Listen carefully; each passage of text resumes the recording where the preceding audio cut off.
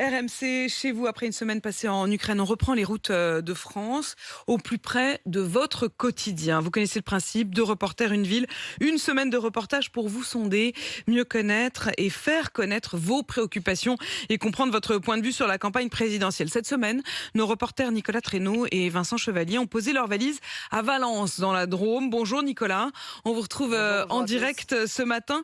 Vous vous en êtes rendu compte hier, la préoccupation numéro 1 des habitants de Valence, c'est le pouvoir d'achat. Nous avons rencontré 4 familles. Céline et Pascal, 2 enfants à charge. Elles gagnent environ 1 700 €. La famille d'Arnaud, 4 dans l'aéronautique. Yann et Tabara, plus modestes, avec 2 enfants. Et Dorine, une jeune maman en apprentissage. 4 profils aux revenus différents, mais un même constat, la vie est de plus en plus chère.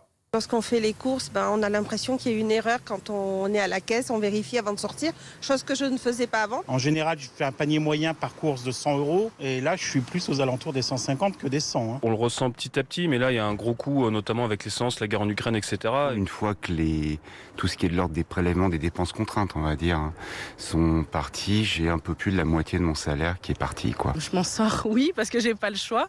Après, je vous cache pas que du coup, je prends aussi de l'argent de côté, ça c'est clair.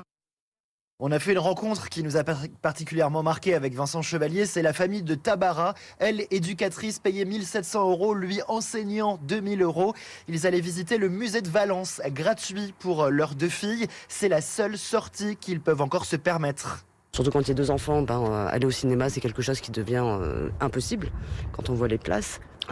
Les sorties, ça va qu'on peut trouver des sorties culturelles qui sont abordables, mais c'est quand même très très compliqué au quotidien en fait.